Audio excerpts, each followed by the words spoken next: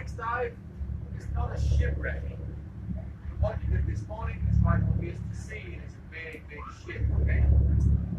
Now, putting some wreck, it's not a ship, it's a working platform.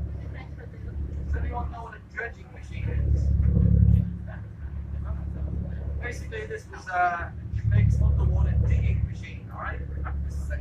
Because all around this area, more or less in the mid-1970s, the Magna region was involved in the manufacture and the production of a metal called tin. Okay? There was a lot of these machines working in this area. It's this one, a little bit further south, there's another one called the French Eye. But these two wrecks mysteriously made their way to the sea floor. Because what happened, the tin market took a bit of a crash, and it could well have been an insurance job, okay? When the wreck went down, it was in one piece.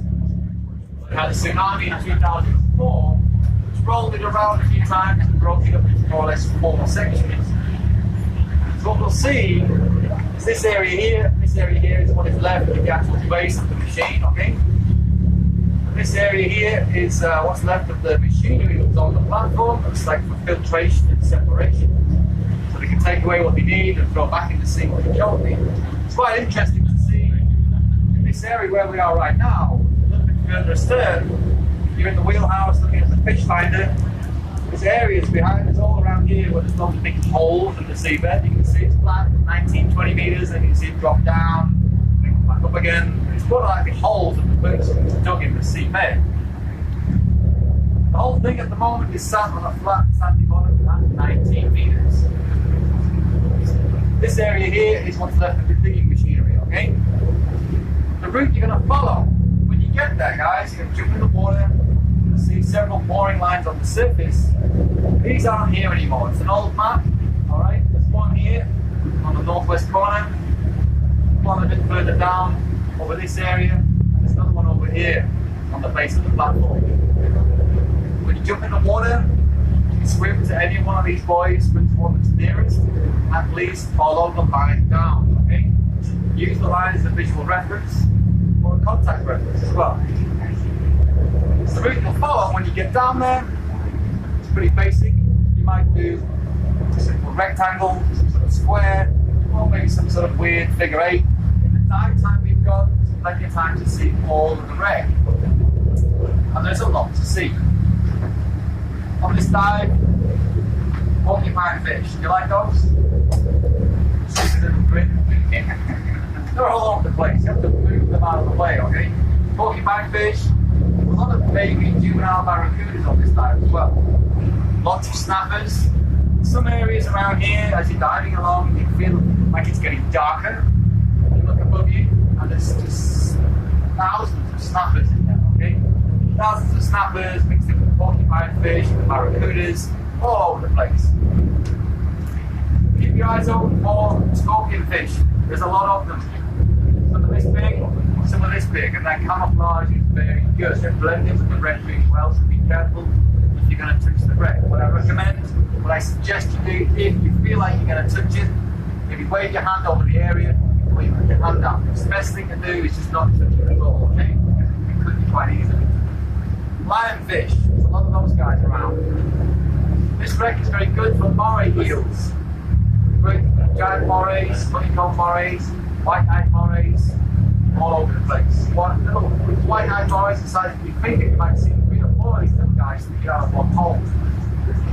Lots of shrimps, the dancing shrimps, you might see some pipefish. Also, when I found on the last trip around here, there's an area that's absolutely jam-packed full of little catfish.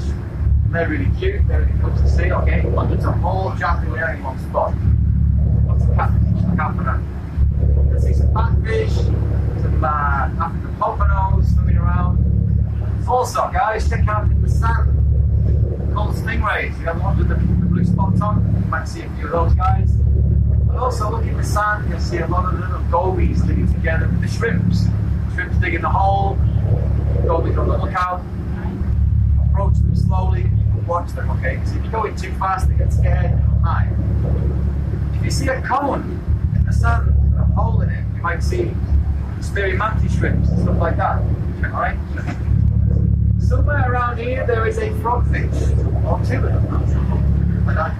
That's two frogfish. So you might get to see frogfish around here as well, they're pretty cool. Alright, so spend time looking at the cracks and the holes, especially around this area here. There's very nice little cut corals and that kind of thing. Because the wreck's been underwater for so long, it's very well established in the environment. Specific to this dive, guys, visibility here can be variable. You saw what it was like on the first dive this morning. Sometimes here it could be better, or sometimes not as better. So it depends what the tides are like, what the weather's been like on the mainland, runoff water and things like that. Sometimes you can see the wreck from the surface, sometimes you can't see the wreck at all. Alright, so bear that in mind while diving.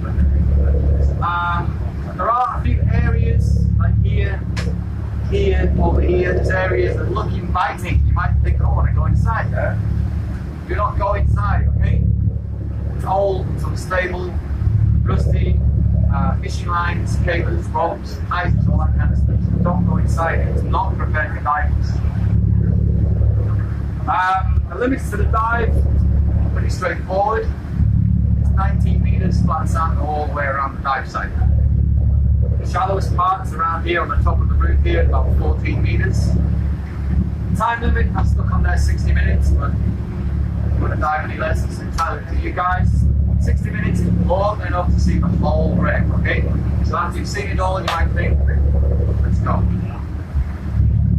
If you dive to the time limit, alright, even though we're looking to 5 minutes FPL time, there's not a lot of opportunity here for multi-level diving. So you might get close to that if you're diving air. So keep an eye on that as well. Your safety stop, you'll do drifting away on the surface faster than what is usual, and of course, keep back with 50 bar, okay?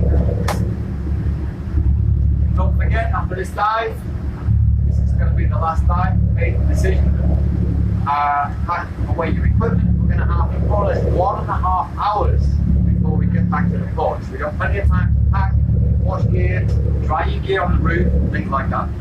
Alright? And also, we're going to be doing lunch. And if anyone would like to come and see me in the saloon about paying for nitros, if you want to tell me you want to pay for gear, go in the office, that's fine. Okay? Any questions? Go enjoy, guys.